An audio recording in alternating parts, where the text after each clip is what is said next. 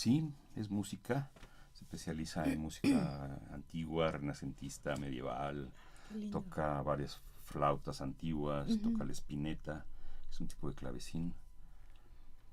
En fin, trabajé con ella hace como 20 años y sigue la amistad ahí, pero de lejitos. ¿Y vive en el distrito? Vive en Coyoacán, sí. Ya. Ujú. Yo pensaba que era la única Denia. ¿Y están grabando? ¿Qué tal, amigos? Esto es Radio INA. Yo soy Juan Stack y esto es Somos Nuestra Memoria. La Secretaría de Educación Pública y Conaculta, a través del Instituto... ¿Qué tal, amigos? Esto es Radio INA. Yo soy Juan Stack y esto es Somos Nuestra Memoria. La Secretaría de Educación Pública y Conaculta, a través del Instituto Nacional de Antropología e Historia, los invitan a acompañarnos en la emisión de este programa, en el que nos acompaña la arqueóloga Denia Sandoval. Denia, bienvenida, gracias por estar aquí. Gracias a ustedes por la invitación. Con la arqueóloga vamos a platicar sobre la conmemoración de los difuntos en Mesoamérica y otras cosas que salgan en la conversación. Déjenme decirles brevemente que Denia Sandoval nació en la Ciudad de México, estudió arqueología en la Escuela Nacional de Antropología e Historia y arquitectura en la Universidad Nacional Autónoma de México. Incursionó en la producción fotográfica, especializándose en la fotografía arquitectónica. Fue encargada de la zona arqueológica de Cuicuilco y actualmente colabora en el área de investigación del proyecto arqueológico Cuicuilco. Ya no eres encargada de la zona No, entonces. ya no. Bien. Dentro de la arqueología se ha dedicado al análisis cerámico y al estudio de la aplicación de conceptos dentro de la arquitectura arqueológica. Y pues comenzaremos por hablar si vamos a hablar de la conmemoración de los difuntos en Mesoamérica, o específicamente en Cuicuilco, o lo que vaya saliendo, nos ubicaremos en Cuicuilco. Conocemos este famoso centro ceremonial en Periférico e Insurgentes en la Ciudad de México, al sur de la Ciudad de México, en la cuenca de México. Sabemos que hay basamentos, sabemos que hay un museo de sitio, sabemos que también ahí encontraron restos funerarios. ¿Pudiéramos empezar hablando sobre estos restos y lo que vaya saliendo, lo que implique de estos descubrimientos, Claro. hallazgos? Bueno, Cuicuilco es una ciudad, un asentamiento eh, que se establece en esta zona de la Cuenca de México, al sur de la Cuenca de México, durante el periodo preclásico, terminal y tardío. Y bueno, fue un asentamiento muy próspero, llegó a tener una población bastante importante. La mayoría de los investigadores calculan que 20,000 personas habitaban Cuicuilco durante el momento medio, más o menos. Hay quienes llegan a decir que fueron hasta 40,000 habitantes. Uh-huh. Y bueno, estamos hablando de un periodo en el que podría decirse que era también la ciudad, si no la más grande del mundo, la más poblada a nivel mundial, ¿no? ¿Tanto así? Sí, sí, Uh-huh. era un sitio inmenso. Evidentemente tenemos que pensar en términos de un asentamiento preclásico, ¿no? Alrededor más o menos de hace 2,000 años. En cuanto la configuración de este asentamiento incluía campos de cultivo, algunos lugares, terrazas habitacionales, por ejemplo, no tan cercanas a este núcleo ceremonial que conocemos nosotros. Y desgraciadamente, entre el 245 y el 315 ya de nuestra era, surge un volcancito monogenético ahí mismo en la cordillera del Ajusco. Monogenético es que solamente estalla una Sí, vez y... una vez, tiene actividad durante un tiempo, se calcula por comparación con casos análogos que estas erupciones, o bueno, este evento del volcán duró como 10 años y se apaga y ya, muere, ¿no? Esperamos que surja otro volcán en unos 3,000 años, o no sé, mucho tiempo para que no nos toque a nosotros. No nos demos cuenta. Exacto, pero bueno, este es el proceso en el que se encuentra Cuicuilco, desgraciadamente, al hacer erupción el Xitle, la mayoría del asentamiento queda cubierto por la lava. Ujú. Esto tiene pues dos caras para nosotros como arqueólogos, ¿no? Por un lado, se preserva pues se preserva en el tiempo, la ciudad queda como sellada con este manto lábico y bueno, es menos propenso que se den saqueos o reutilizaciones del espacio o de pues los artefactos que quedaron del periodo preclásico terminal. Pero también por otro lado dificulta nuestro estudio porque la lava es una capa, es un material viscoso que se va acomodando. En primer lugar se deposita en los lugares más profundos. Más bajos, claro. Ya que queda esto cubierto, pues va subiendo el nivel hasta que, bueno, termina de salir la lava y llega a un punto, pues digamos, más o menos parejo, nivelado. Pero esto nos lleva a tener lugares en los que tenemos 30 metros de lava y lugares en los que pues es una capa muy delgadita, ¿no? Como sea, excavar en lava es un proceso muy costoso y muy difícil. Nosotros hemos aprovechado que a partir de los 40 más o menos se utilizaron las canteras que están cercanas a la zona arqueológica y de ahí se empezó a extraer material para construcción. Entonces, bueno, al liberar los canteros, este espacio nos dejan como ventanas de Cuicuilco para poder estudiarla, ¿no? Hacia 1917 estaba el maestro Gamio haciendo recorridos al sur de la cuenca y descubre el Gran Basamento. El Gran Basamento sobresalía como un montículo. ¿Estaba encima de la lava? O sea, ¿sobresalía de la lava? Sobresalía. Digamos que la lava llegó como a la mitad, un poquito más, pero se veía la parte superior del basamento. Entonces el maestro Gamio lo ve, él considera que puede ser un montículo de manufactura cultural, que no es natural. Y bueno, empiezan a hacer los trabajos, las gestiones para que el doctor Cummings de la Universidad de Arizona venga a hacer investigación arqueológica y bueno, primero ver si es realmente pues un edificio y segundo, cuál es la fecha en la que se construye, ¿no?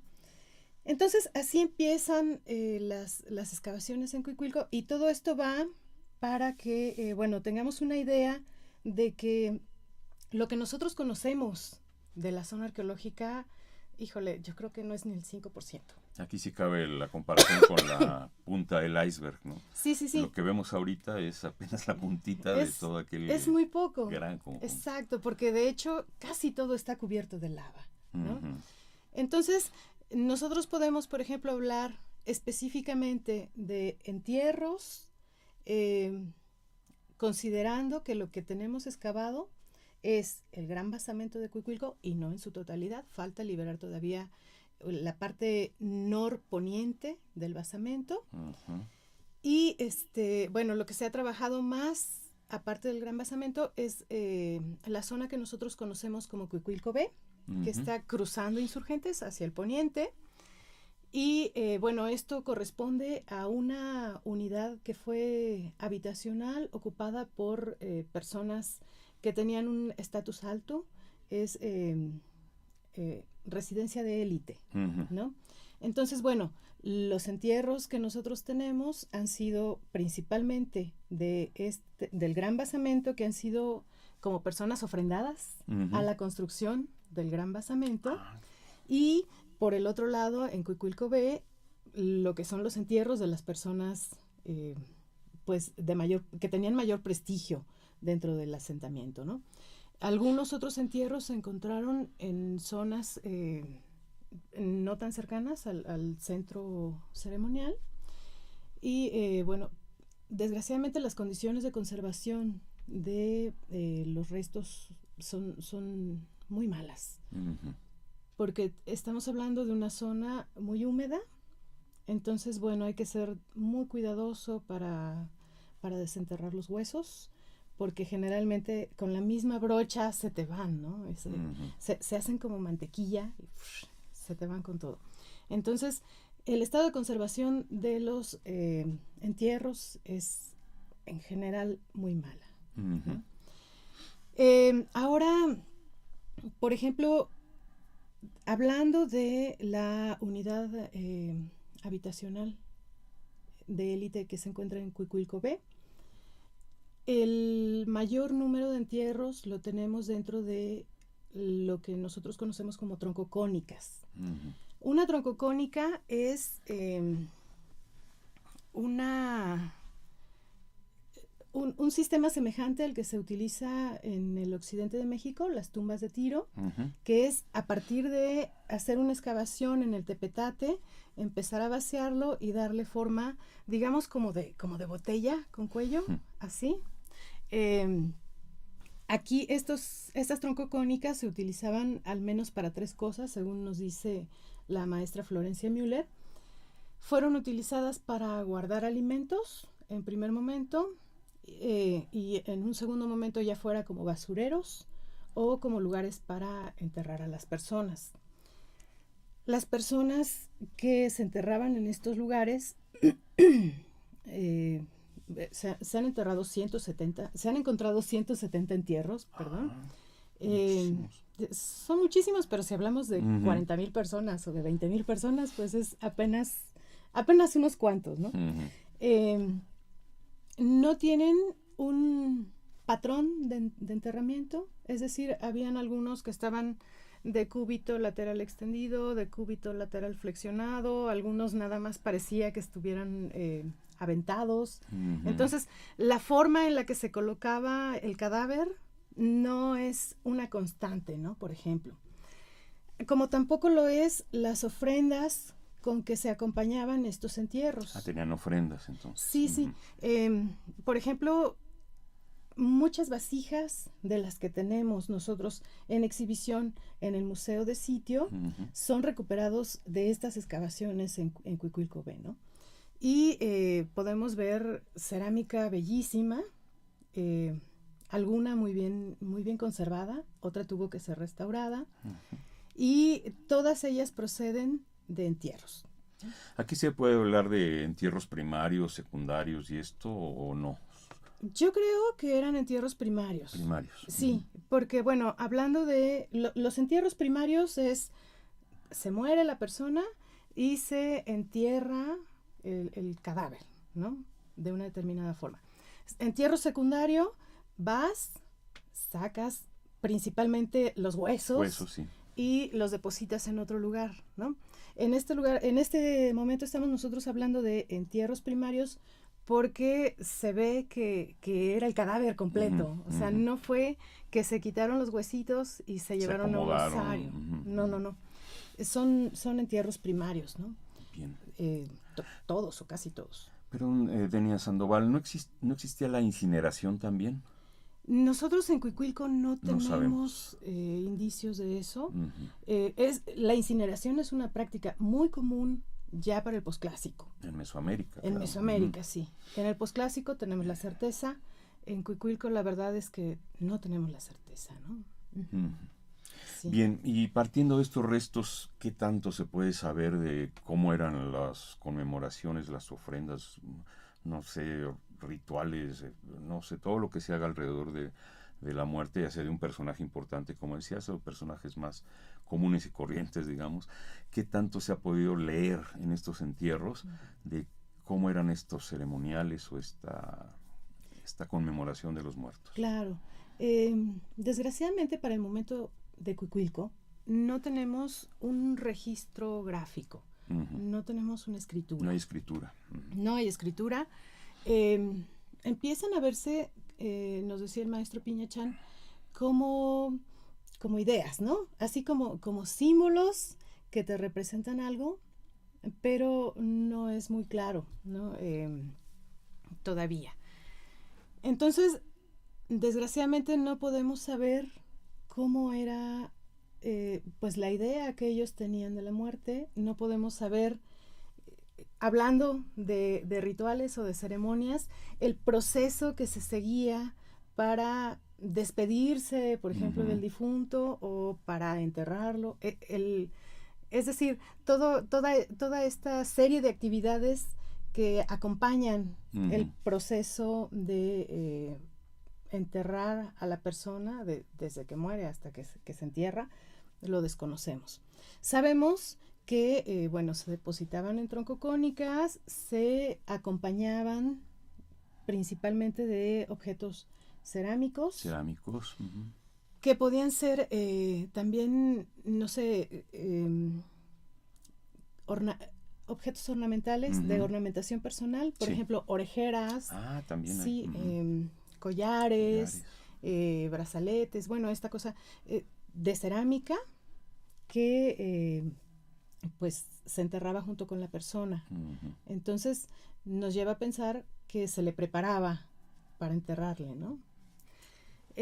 Por otro lado, se le enterraba junto a cosas que probablemente había utilizado durante su vida o que probablemente podrían serles de utilidad en algún otro momento, en alguna otra existencia, ¿no? Un tránsito. Exacto, pero eso es una suposición. No tenemos algo que... En Cuicuilco no. En Cuicuilco no.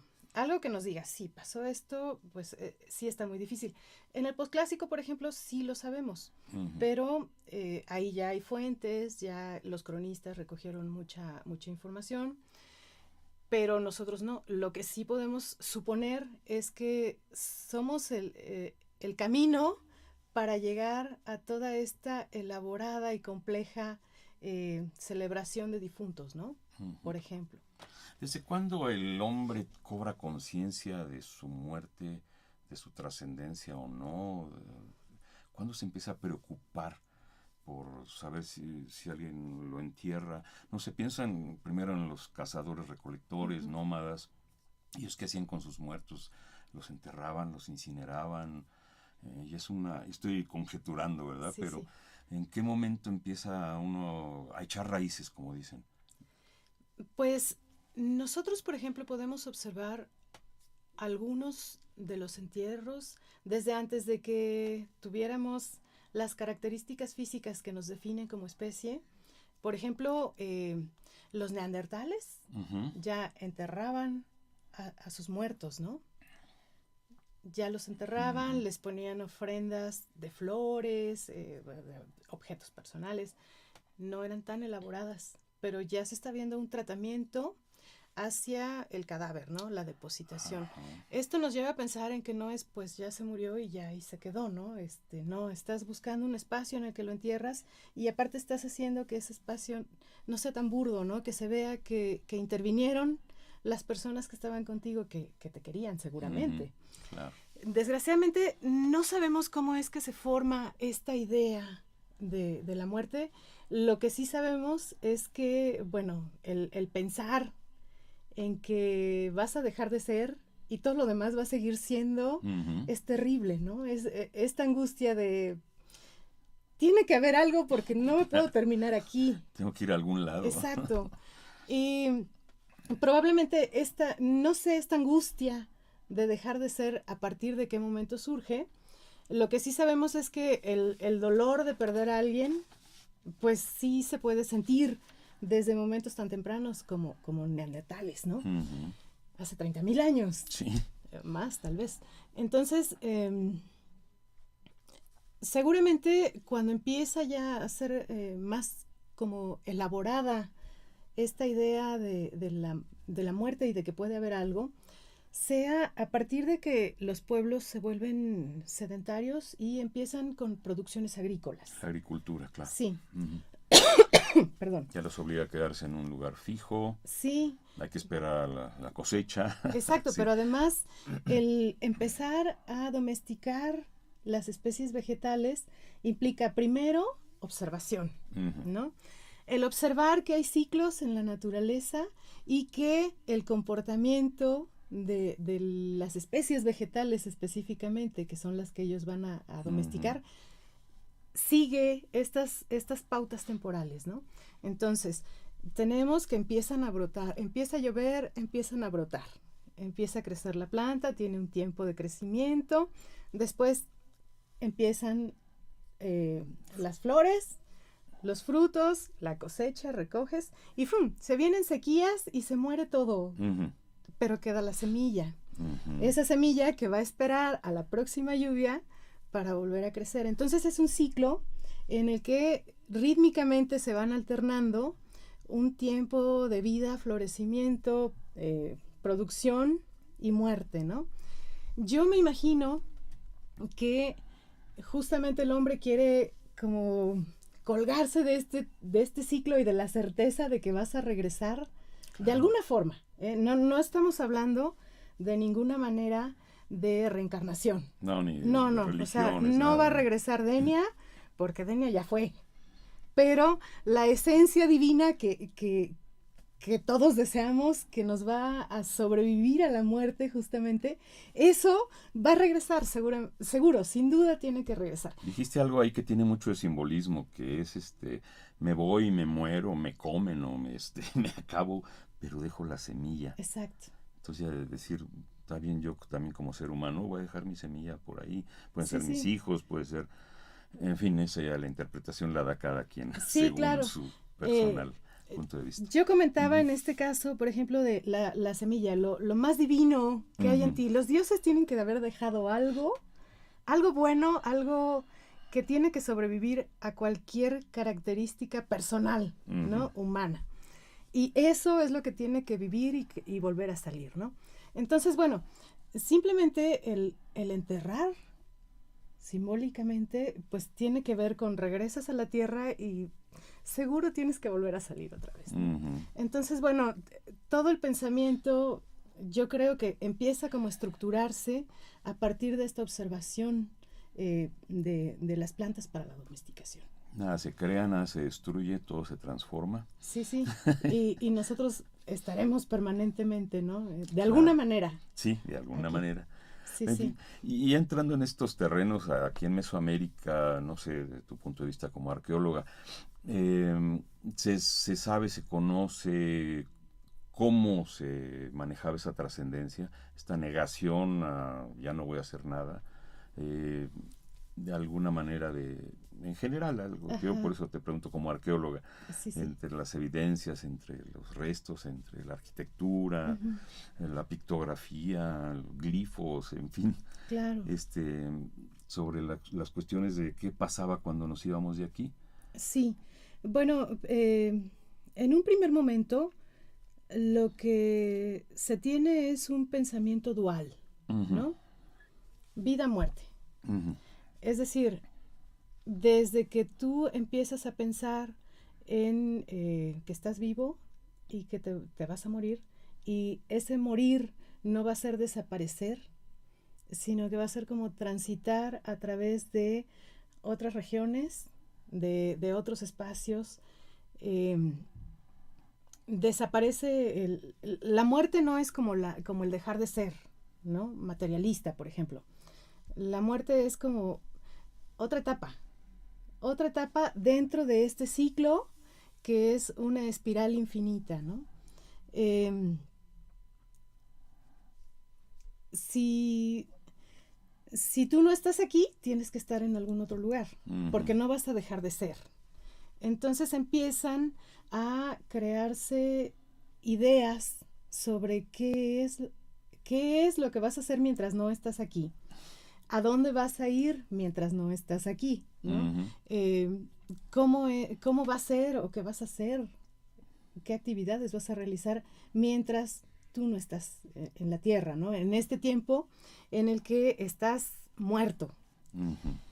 Y bueno, se van complejizando todas las ideas.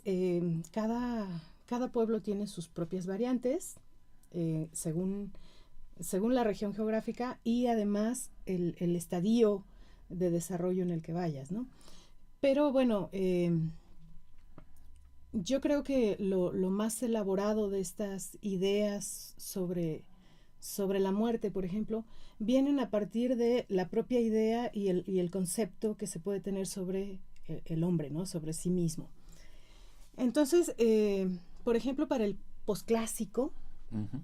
se tiene la idea de que una persona está compuesta por un cuerpo físico que todos pueden ver, es absolutamente palpable, pero este cuerpo físico está animado por varias entidades, ¿no? Ujú. Estas entidades son las que se van a encargar de darte desde capacidades intelectuales, emotivas, motrices, para, bueno, cualquier tipo de actividad. Y también van a ser las que te van a determinar tu espacio y tu lugar en el mundo, ¿no? Ujú. Entonces, bueno, el hombre que está constituido por todas estas unidades anímicas, además de su cuerpo físico, cuando muere, se disgregan. Entonces se separan. Son como partecitas que todas se van separando y cada una guarda ciertas características de lo que fue el individuo, ¿no? Ujú. Al separarse, igual cada una de ellas va a ir a una región específica de pues esta idea que se tenía del cosmos. Para los pueblos mesoamericanos, todos recordamos que había tres, tres espacios, ¿no? que estaban intercomunicados y bueno, eran los que definían y decidían pues el destino del hombre y en algún momento tenías que estar en cualquiera de los tres, ¿no? Que era pues el espacio celeste, el cielo, el lugar de las deidades, la tierra, que es donde se desarrolla nuestra vida cotidiana, y además el inframundo, ¿no? Entonces, cada una de estas unidades anímicas que configuraban a la persona estaba ligada a estos espacios, ¿no? Entonces, bueno, tenemos principalmente tres unidades anímicas. Ujú. Una de ellas es el tonali, que Ujú. bueno, tiene que ver con la cabeza, ahí es donde se aloja, tiene que ver con el destino de la persona particular, ¿no? Estamos hablando de una persona como un ser único. Entonces, bueno, mi destino no va a ser el mismo que el tuyo. Cada quien viene con su propio paquete de datos Ajá, ajá. y así es como se tiene que manejar. Tonali, El entonces. tonali, Ujú. ajá. Este tonali es una de las unidades. Otra es el teyolia. El teyolia está relacionado con el corazón. Ujú. Y bueno, yo creo que es la parte más importante de las unidades anímicas porque es donde se guarda todo lo que es el linaje, es decir, desde la familia en la que tú vas a nacer, las actividades o el gremio profesional al que vas Incluso. a pertenecer, todo lo que tiene que ver con cuestiones sociales tiene que ver con el teyolia, ¿no? No es lo mismo si naces en una familia de agricultores que pues en una familia de sacerdotes. Ujú. Esto está determinado por tu teyolia. Es una predeterminado. Incluso. Predeterminado. Ajá. Sí, predeterminado. Tiene que ver con tus facultades mentales, con lo que va a ser tu personalidad, Ujú. toda esta gama de factores que van a hacer que tú seas una persona específica, ¿no? Ujú. Que vas a ser diferente incluso a tu hermano, aunque tengas el mismo origen y estés en el mismo lugar y te lleves un año, no sé, ¿no? Todo eso que te va a ser único y diferente está ahí. Y por último, el iyotl va a ser la unidad anímica donde se van a guardar todas las pasiones. Ujú. Todas las pasiones y el vigor, la fuerza de vida, ¿no? Ujú. Todo eso va a estar en esta entidad anímica que es el iyotl. ¿Qué pasa? ¿Y dónde se ubica el iyotl? En el hígado. El hígado. En el hígado, sí, por eso es que todas las pasiones las tenemos en el hígado, ¿no? Ah, mira. Sí, las emociones, todo eso se ubica en el hígado. Entonces, cabeza, corazón e hígado. Cabeza, son las partes importantes. Son las más importantes. ¿Hay más? ¿Hay más? Puede haber más, pero son las más. Sí. Estas son las principales y son las que nos interesan en el sentido de los difuntos, porque ¿qué va a pasar? Cuando te mueres, pues tu cuerpo ya deja de ser, pero es materia. Entonces se queda sobre la tierra y va a donde te toque, eso lo vamos a ver ahorita, según las circunstancias de tu muerte, ¿no? Pero según las circunstancias de la muerte van a determinar si te incineran, si te entierran o qué va a pasar con tu cuerpo. Entonces, bueno, el cuerpo físico. El tonali va a estar de cierta forma ligado a tu cuerpo físico porque es el que tiene que ver con tu linaje, habíamos quedado. Entonces, recordemos que en Mesoamérica hay un fuerte apego a los antepasados, ¿no? Y se va a recurrir a ellos para pedirles consejo, para pedirles protección, y bueno, se les va a honrar siempre a través de un comportamiento decente y adecuado según lo marca pues los preceptos sociales vigentes en la época, ¿no? Entonces, bueno, esto va a dar lugar a lo que son los cultos de los antepasados, ¿no? El tonali está implicado directamente ahí.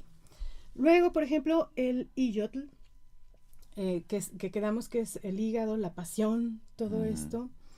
Ahí es donde va a estar como nuestra parte rara, malévola, bueno, yo no sé si podamos hablar de maldad y de bondad, porque es muy relativo, ¿no? Pero bueno, perdón, pero de lo que sí podemos hablar es que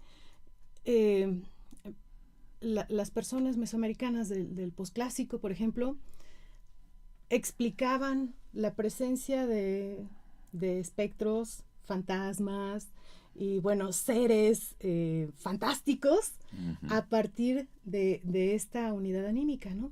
Ellos lo atribuían a que, bueno, era el iyotl de alguien que andaba por ahí, ¿no?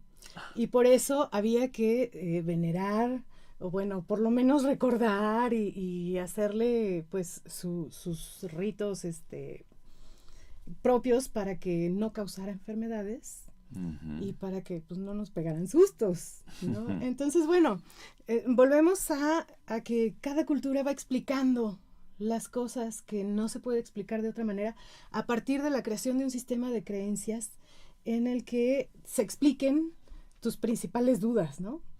Que bueno, finalmente va a ser como la conjunción o la formación de un sistema ideológico que te va a explicar cómo es el mundo y que tú puedas entenderlo. Porque bueno, puedes saber muchas cosas que no las entiendes y no te va a servir, ¿no? Entonces, bueno, tenemos por un lado este hígado, este iyotl, que va a estar causándote como problemas y al que tienes que tener contento para que no te vaya a jugar una mala pasada. Tienes el tonali, que tiene que ver con tu cuerpo, con lo que fuiste, con tus antepasados, con todo esto, y que va a tener una carga también ideológica muy importante. Y por otro lado tenemos el teyolia, que para mí es como la más importante de las unidades anímicas, ¿no? ¿Por qué? Porque ella va a ser la que va a poder regresar después, ¿no? Recordemos que cero reencarnación, ¿no? Sí. ¿Qué pasa? ¿Cuáles son las circunstancias de tu muerte? Creamos un panteón muy complejo en el que tenemos dioses que se encargan de cosas específicas, de fenómenos de la naturaleza específicos, de situaciones como por ejemplo la guerra, que son muy importantes para el sistema económico y bueno, para reforzar ideológicamente la presencia de un grupo militarizado, de un grupo pues, híjole, imperante, ¿no? Que va a encargarse del dominio de toda Mesoamérica y tenemos los dioses que se van a encargar o seguirse encargando, porque ya estaban desde antes, de cuestiones naturales específicas, como por ejemplo Tlaloc, el agua. Bueno, eso nunca va a dejar de ser, porque siempre tenemos que comer, siempre necesitamos agua, siempre necesitamos agricultura, ¿no? Entonces cada uno de los dioses va a decidir quién le gusta como para que vaya a ser su servidor a su casa después de que muera, ¿no? Ujú. Entonces tenemos, por ejemplo, que Tlaloc, el señor de la lluvia, del agua, del trueno, de los terremotos. Ah, también. Sí, también. Ujú. Decía, a ver, pues me gusta fulanito. Vamos a hacer que se muera ahogado, o que lo alcance un rayo, o que se muera de alguna de las enfermedades que tienen que ver o que se relacionan con el agua. Que bueno, dentro del pensamiento posclásico podría ser hidropesía, lepra, gota, ¿no? Esto tenía que ver con el agua. Entonces, si tú morías por cualquiera de esas cosas, derechito, o sea, ya ni siquiera preguntes para dónde vas. Te toca irte con Tlaloc al Tlalocan, ¿no? Ujú. Y Esto ya lo cronicaba Sahagún, ¿no? Incluso hablaba sí, exacto. del Tlalocan, que era, no sé, uno piensa en una especie de paraíso, Sí, un sí. lugar maravilloso a donde ir después de Exacto. la muerte. De hecho, bueno, pues como es el señor del agua, él y Chalchitlicue son los encargados, ¿no? Era un lugar en el que habían abundantes manantiales, bueno, ríos, evidentemente todo siempre estaba verde, mucha vegetación. Los cultivos, pues era, ni siquiera tenías que plantar, era así, siempre había cultivos, árboles frutales. Entonces era como el paraíso. Sagún dice que era un lugar de reposo y de alegría, ¿no? Ujú. Era como lo más bonito, vámonos para allá. Luego, Esto entre los mexicas, ¿verdad? esto entre los mexicas. Mesoamérica. Sí, pensamiento no toda posclásico. Mesoamérica, sino. Pues en general el pensamiento mexica se extendió muchísimo. Ujú. Justamente el dominio no es nada más bélico, económico, ¿no? Las ideas, Cultural, bueno, claro. viajan. Y de hecho, bueno, a ellos tuvieron que llegarles también de alguna manera. No lo idearon ellos solos. Por eso les comento. Tlaloc es una deidad que nosotros podemos ver como un, por ejemplo, antecedente desde el preclásico. Desde Cuicuilco, nosotros no tenemos un Tlaloc como lo van a conocer en el postclásico, pero sí tenemos un pre-Tlaloc, ¿no? Ujú. Porque el agua es esencial y bueno, agricultura desde el preclásico hasta hoy, ¿no? Bien. Ajá. Hacemos una breve pausa para recordar a nuestra ciberaudiencia que estamos en Somos Nuestra Memoria, programa de Radio INA, en el que conversamos con la arqueóloga Denia Sandoval sobre la conmemoración de los difuntos en Mesoamérica y otros temas, como Cuicuilco, ¿verdad? Estamos transmitiendo desde www.radio.ina.gov.mx para todo el planeta, desde la colonia Roma de la Ciudad de México. Y continuamos con esto. Entonces, uno de los lugares a los que nos vamos, o se iban ellos, después de morir, era Tlalocan. Pero había otros lugares, otros Habían sitios. otros lugares, Ujú. sí. Quedamos en que lo único que se iba a este lugar era el Teyolia, ¿no? Teyolia, Que es ujú. una de las unidades anímicas Ujú. que conforman, que integran al ser humano. Si tú morías, por ejemplo, por causas como más sublimes, Ajá. como podría ser un guerrero que muriera en batalla, una mujer que muriera dando a luz Ujú. en el primer parto. Ujú. Ah, O solo en el primero. Solo en el primero. Curioso. Tenías que morir en el parto o a causa de él, ¿no? Ujú. Pero tendría que ser el primero. O si eras un comerciante que moría mientras hacía travesías de tipo mercantil. Ujú. Si estabas de vacaciones, no, tenía que ser mercantil. Ajá. Entonces, bueno, pues tú te ibas a la Casa del Sol. Ujú. Te ibas a la Casa del Sol en el Iluica-Tomeyocan y bueno, tenías que servir al señor Huitzilopochtli, que era el dios de la guerra. De la guerra. ¿no? Ujú. Se supone que eran como las muertes más memorables. era pues lo que todo hubiera querido. Desgraciadamente no todos los guerreros morían en batalla. Y afortunadamente no todas las chicas morían en el primer parto, ¿no? Porque, bueno, si no hubiera estado muy complicado. No hubiéramos llegado a los excesos demográficos a los que siempre hemos llegado estos lugares. Sí. Entonces, este era, digamos, otro destino. Había un destino más que era el que tenían los niños chiquitos que morían antes de la ablactación, que morían sin haber consumido todavía alimento sólido. Ellos iban al Chichihuacuauco, ¿no? El Chichihuacuauco, dentro de la concepción posclásica, era un lugar en el que se acogía a todos estos pequeñitos y, bueno, su principal característica es que había un árbol del que colgaban mamas, y de las mamas estaba permanentemente saliendo leche. ¿No? Ajá. Y ahí viene la palabra chichi. Exacto. Que hasta la fecha la gente creo que ya no se acuerda de dónde, qué origen tan bonito tiene. ¿No? Desgraciadamente, bueno, hay palabras que la gente va cambiando porque le suenan como no muy decentes o no sé, ¿no? Que hacen alusión a ciertas partes del cuerpo y se van como sacralizando o como ¿cómo se? Satanizando, exacto, perdón. Y bueno, dentro de ellas, pues chichi es una de las palabras que tiene que ver exclusivamente con mamá, con leche, con abuela, siempre tiene que ver como con esta línea materna, ¿no? Claro, sí. Como mamíferos que somos, nuestro, pues realmente no nada más nuestra vida, sino nuestra sobrevivencia durante los primeros años, pues depende de ellas, ¿no? De las madres o de alguien que cumpla con la función de las madres, de la protección, la alimentación, todo esto. Entonces, lo fantástico de este lugar al que iban todos los pequeñitos que morían antes de probar alimento, es que llegaban ahí, eran acogidos, alimentados, recibidos por este árbol, y esperaban una siguiente oportunidad para volver a regresar. Ah, podían volver. Sí, para volver a regresar. Estaban ahí como en stand-by, y cuando había oportunidad, los volvían a mandar, ¿no? Entonces, este lugar es así como el lugar más tierno, donde estaban todos estos pequeñitos.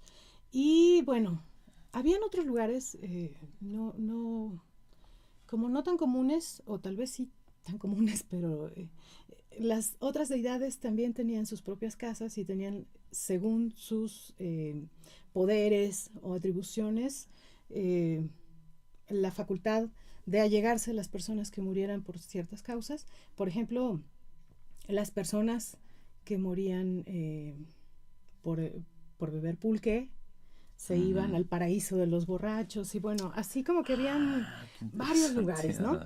El grueso de la población que moría iba a un lugar llamado Mictlán, ¿no? Este era el lugar que regía Mictlantecutli, el señor de los muertos, y pues era como que el menos deseado, ¿no? Se ha relacionado el Mictlán con una serie de pruebas que tenías que pasar como para sobrevivir a tu estancia ahí, ¿no? No es muy claro, al menos probablemente sea yo quien no lo tiene muy claro, pero, por ejemplo, todo este proceso que tienen que pasar los niños, los gemelos divinos del Popol Vuh, tiene que ver con su estadía por el inframundo, ¿no? Por el paso por el reino de la muerte. Bueno, es un lugar de castigo, no es un infierno. No es un lugar de infierno. El concepto, por ejemplo, de infierno llegó con el catolicismo, es cristiano completamente. El infierno surge más o menos a partir del siglo XIII, en los términos en los que nosotros los conocemos contemporáneamente. En Mesoamérica no es un lugar de tormentos como tal. es más bien un lugar de pruebas. Ujú. O sea, tú tienes que cubrir ciertas pruebas, pasarlas para irla librando. Evidentemente no son pruebas así tan sencillas, ¿no? Pueden ser dolorosas, pueden ser, no sé, la casa de los cuchillos, así de, uy, que ¿Cómo? A ver, implican cosas como muy... ¿qué es eso? A ver. em, dentro de las pruebas, por ejemplo, Ujú. tenías que pasar por un lugar oscuro que estaba lleno de cuchillos de obsidiana. Ujú. Entonces, bueno, tendrías que pasar así como en videojuego para no, Evitando las exacto, puntas. para no perecer en el intento. Ujú. Es una de las pruebas, ¿no? Y bueno, pero son pruebas, no son castigos. O Ujú. sea, te pones listo, pasas. Eres buena persona, pasas. No tiene que ver con, hiciste, pues ahora te vas. Que es Ujú. el castigo del catolicismo, por ejemplo, Claro. ¿no? Si tienes pecados, híjole, pues ya te fregaste porque vas a estar Ujú. ahí. Pero no, espérate, igual mejor no te... Si tú te arrepientes al final, ya no pasa nada. Entonces, bueno, cada quien tiene como la forma de ir esquivando estas pruebas o estos probables tormentos de acuerdo a ciertos comportamientos, ¿no? Ujú. Entonces, bueno, el Mictlán, perdón, se ubicaba al norte. El norte era el lugar de los muertos. Tenías que pasar como estas pruebas. Y bueno, la estancia dentro de cada una de las casas no la tenemos muy, muy segura, pero si te ibas al Mictlán o si te ibas a la casa de Huitzilopochtli, tenías que ser su sirviente durante 4 años. 4 años. 4 años, Ujú. ese era el plazo. Tú te mueres, 4 años te vas, haces como digamos tu servicio con Ujú. el dios que te reclamó, que Años de es 52. Bueno, es que ya no sé qué no, cuenta. La cuatro cuenta de los años. años. Años Años solares. solares, Bien. ajá, Ujú. sí, años solares. Ujú. Tenías que estar 4 años ahí, pero no vas a estar nada más sentado esperando a ver qué haces. Tienes que estar haciendo, porque los dioses te, te reclaman para que tú seas su servidor, ¿no? Ujú. Entonces, según igual las atribuciones o los poderes de cada uno de los dioses, es en lo que tú les vas a ayudar, ¿no? Si te vas con Huitzilopochtli, lo más seguro es que tengas que estar acompañando, honrando al sol en su trayecto, ¿no? Ujú. Si te vas al Tlalocan, por ejemplo, tienes que estar al pendiente de que germinen las plantas, Y el todo agua. esto, Ujú. eso es lo que tú tendrías que estar haciendo. Y bueno, según al dios al que te toque, cumples este ciclo y pasados estos 4 años, eh, tu esencia divina, la esencia de, no sé, lo más puro, lo que los dioses pusieron en ti y que está en el, ay Dios, ya se me fue, espérenme. Sí, la esencia Sí, y que está que en el, tiene uno, en el sí. Teyolia, Ujú. eso, eh, se pule. Se pule y se va a despojar de cualquier rasgo que tenga de personalidad, de cualquier recuerdo, es un pulimiento absoluto, ¿no? Ujú. Va a dejar de ser quien fue para quedar como una semilla nueva, divina, pulida, Ujú. que va a poder ser utilizada después en otra persona, ¿no? En otro ser humano. Si borras toda la Sí, página y sí, utilizas tú solo la hoja de nuevo. reseteas y ahí estás. Reseteas. Sí, Claro. te vuelves a hacer materia básica divina, ¿no? Ujú. Para que con esa materia puedan volver a crear otro ser humano. Ajá. Entonces, bueno, aquello físico de que la materia no se crea ni se destruye, solo se transforma. Ujú. Acá es la materia no se crea ni se destruye, se reutiliza, Se ¿no? reutiliza, Ajá, claro. estamos ya dentro de una era súper moderna. Ujú. Se reutiliza, estamos hechos de esencia divina reciclable, ¿no? Ujú. Así es, sí. En Cuicuilco, ¿qué tanto se sabe de los enterramientos que mencionabas, de lo que han encontrado muy deteriorados y todo? ¿Qué tanto se puede hurgar ahí de las costumbres funerarias? Bueno, como Me comentábamos han de mencionado lo de las ofrendas, las de troncocónicas, cerámica y todo esto. exacto. Ujú. Eh, los datos que nosotros hemos podido desprender principalmente los entierros, tienen más que ver con población, Ajá. con rangos de edad. Por ejemplo, sabemos que en Cuicuilco las personas vivían alrededor de 40 años. Ajá. Era como su esperanza de vida. Esto son datos que nos dan los antropólogos físicos Ujú. al estudiar pues los huesos. Los huesos, sí. Sabemos esto, sabemos que había más o menos el mismo número de hombres y mujeres. La población era no muy alta, no muy bajita, estaban como entre unos 50 y unos 60. Tenemos igual hombres y mujeres. Estos son los datos, digamos, físicos, demográficos. Ujú. Lo que tenemos de datos sobre entierros, particularmente que las personas de élite eran enterradas en las troncocónicas que estaban al lado de sus casas. Se ubicaban muy cercanas a la vivienda o debajo de la vivienda, generalmente muy cercanas a la vivienda.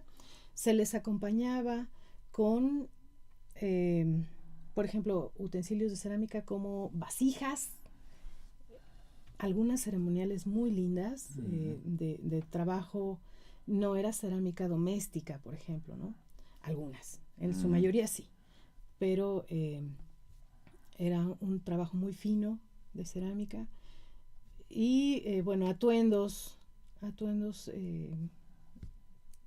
orejeras, collares, todo esto. Sabemos también, por ejemplo, que había deformación craneana desde Cuicuilco, ¿no? Esto también nosotros lo relacionamos con la pertenencia a cierto estatus. La jerarquía. Exacto. Entonces tenemos deformación craneana tabular erecta y tabular oblicua, ¿no? Esto evidentemente no es costumbre funeraria, sino, bueno, fue la persona durante su infancia, se le deformó el cráneo y bueno, es lo que tenemos. No sabemos exactamente, repito, cuál era el proceso que se llevaba como para enterrar a la persona, ni tampoco sabemos cuál era el rito que se le rendían a los antepasados, ¿no? Sí. Eso sí lo desconocemos. ¿En qué áreas de la zona o en qué zonas del área de Cuicuilco se han encontrado estos enterramientos? ¿En Cuicuilco 2 decías? En Cuicuilco B. B, perdón. Cuicuilco B es la parte que está al poniente de la avenida Insurgentes. Insurgentes. Exacto. Esta zona, pues, fue trabajada principalmente en 1967-68, cuando se hizo un salvamento porque se iba a construir la Villa Olímpica que albergaría a los atletas que venían a competir en las Olimpiadas. Y bueno, la premura de estas excavaciones nos dejó, bueno, por un lado, la ventaja de tener el estudio de esta zona, y por el otro lado, al ser un salvamento perdimos mucha información. De hecho, lamentablemente se destruyeron algunos edificios arqueológicos para la construcción de este complejo, tanto deportivo como habitacional. Y bueno, lo que nosotros conocemos de la vida cotidiana de las personas de élite en Cuicuilco es lo que se extrae justamente de Cuicuilco B. ¿Se tiene una idea, ubicándonos en la actual Ciudad de México, en esa área de la Ciudad de México, hasta dónde llega Cuicuilco? O sea, porque, bueno, Insurgentes evidentemente está encima de la zona arqueológica, sí, el claro. periférico también. Sí. En diferentes épocas de la historia de esta ciudad, sin saber que estaba allá abajo, tal vez, se hicieron muchas construcciones. Pues, en términos generales y muy burdos, no podemos marcar como una frontera que defina el sitio, pero podríamos decir, sin mucho error, que hacia el sur Cuicuilco llegaba hasta lo que hoy es la colonia Miguel Hidalgo, Fuentes Brotantes. Ajá, hasta allá. Allá el maestro Manuel Gándara excavó dos sitios muy pequeñitos, La Ladrillera y Corregidora, en la que él encontró ocupación cuicuilca. Eran unidades habitacionales no de élite, sino de gente común. En Fuentes Brotantes todavía se pueden ver terrazas habitacionales, por ejemplo. Y están allí, se pueden... Pueden ver sí. porque se abrió la calle. Entonces, bueno, en el perfil sur puedes ir viendo cómo se ve el terraceo, ¿no? Entonces, de Corregidora a Fuentes Brotantes, todo eso sería Cuicuilco. No, eso es apenas el comienzo. Apenas el centro de Tlalpan, por ejemplo, uh-huh. también en donde está la Universidad Pontificia, uh-huh. Se hizo Alejandro Meraz, uh-huh. hizo una excavación también y encuentra ocupación cuicuilca preclásica. En la calle de Congreso en la actualidad. Es el mero centro de Tlalpan, ahí estaba ocupado, con certeza. Hacia el poniente, si llegamos nosotros a Bosque de Tlalpan, en Bosque de Tlalpan tenemos un basamento muy importante, que es, casi de las dimensiones del gran basamento que tenemos en Cuicuilcoa, también de ocupación preclásica, en Bosque de Tlalpan. Esto está camino a Santa Teresa, un poquito más al sur. Entonces, toda esa zona seguramente estaba ocupada, ¿no? Estamos hablando no de una ocupación urbana como nosotros la conceptualizamos actualmente.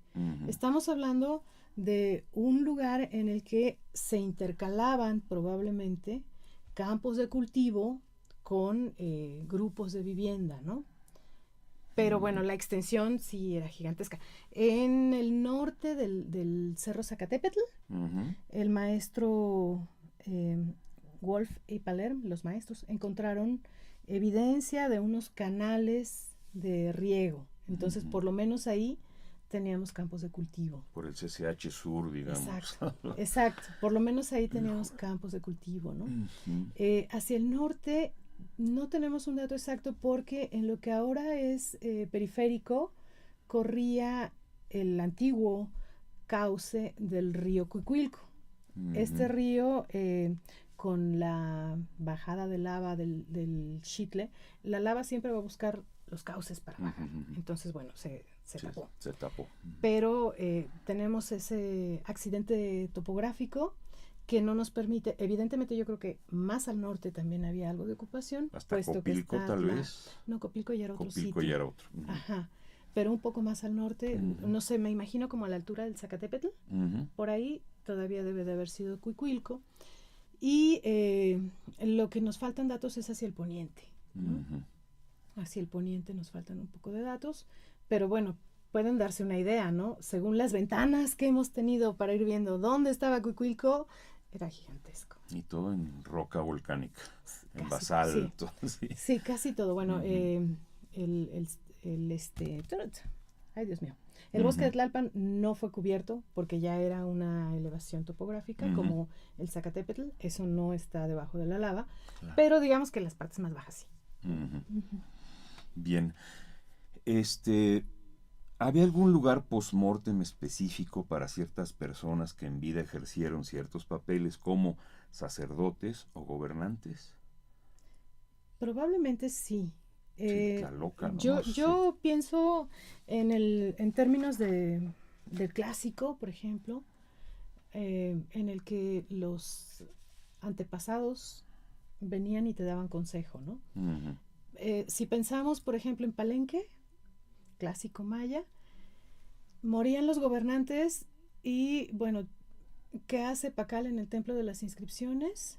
Deja un psicoducto para que su hijo pueda venir y comunicarse con él cuando tenga alguna duda, alguna preocupación, necesite consejo o comunicarse con él de alguna manera, ¿no? Entonces, de alguna forma, este psicoducto, estoy pensando específicamente en Palenque. Te permite que si tu padre, tu ancestro fue rey, sacerdote, está ligado el rango eclesiástico con el rango político, en este caso, podías tú ir y preguntarle y él te decía, ¿no? Evidentemente habían algún tipo de alucinógeno de por medio, ¿no? Ya fuera incluso estados alterados de conciencia a través de meditación, era digamos que había algún tipo de intermediario Ujú. entre la respuesta de tu ancestro y tú, ¿no? Pero aunque probablemente estaba en el plano celeste junto con los dioses, él tenía la facultad de venir a decirte a la tierra lo que él consideraba que era lo que tenías que hacer, ¿no? Ujú. Ajá. Para Cuicuilco la verdad lo desconocemos, pero seguramente alguna idea habría, ¿no? De este acercamiento a los ancestros para pedir Ujú. consejo. Ujú. Denia Sandoval, se nos acaba el tiempo. ¿Podría sugerirnos alguna bibliografía para abrevar en estos temas? Toda. Toda. Muy bien. Sí, bueno, Sobre Cuicuilco y sobre sobre Cuicuilco. los destinos post-mortem. Claro. Ujú. Bueno, lo que les platiqué de Cuicuilco B, la información que se tiene sobre las troncocónicas, los materiales cerámicos localizados, lo pueden ver en el libro de de la maestra Florencia Müller, Ujú. de la cerámica de Cuicuilco B. Ujú. También pueden ver algo en la tesis del maestro Rodríguez, Ernesto Rodríguez, de Salvamento en Cuicuilco C, Historia de un rescate. Este predio que estaba en donde ahora son las Torres de Electa. Ujú. Pueden ver en términos general, un estudio muy bueno, muy, muy profundo, el de Cuerpo Humano e Ideología del maestro López Claro, Austin, sí. en Ujú. donde vemos todo esto de las unidades anímicas y bueno, los Uy, destinos, sí. ese es fantástico. Ya es un Bueno, clásico ese, sí, ese libro. es básico, Ujú. muy ameno aparte y nos puede dar como mucha idea. Ahí van a ver sin duda todas las Ujú. unidades anímicas que no mencionamos. Eh, híjole, las fuentes de los cronistas, por ejemplo, ¿no?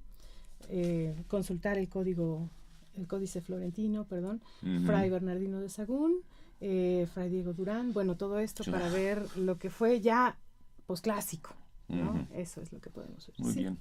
Pues, Denia Sandoval, muchas gracias por esta conversación. Podemos abarcar todavía mucho más, pero el tiempo Sí. se terminó. Muchas Muchas gracias a gracias. ustedes también Ujú. por la invitación. Bien. Pues así desde la conducción, un servidor Juan Stack, a nombre de Radio INA, damos por terminada esta emisión que ha sido posible gracias a la generosa participación de la arqueóloga Denia Sandoval. Y con ella hemos conversado, como dijimos, sobre los destinos post-mortem en el mundo prehispánico. A nuestros escuchas les sugerimos consultar más de nuestra producción a través de www.radio.ina.gov.mx. Como siempre agradecemos el apoyo para esta serie de Pedro Francisco Sánchez Nava y Luis Alberto López Guario. Es una realización de la Dirección de Medios de Comunicación a través de la Subdirección de Radio INA a cargo de Gabriela Marentes Garza. Producción Eva Nivaldo Morales Celis. Grabación y operación técnica Joel Cuautle Centeno. Hasta la próxima. Psicoducto. Sí. Me acordé de Ay, no me Buñuel. trabé mucho, ¿verdad? No, muy bien, muy bien, muy bien. Sí, sí, sí. Bueno, a mí me encanta porque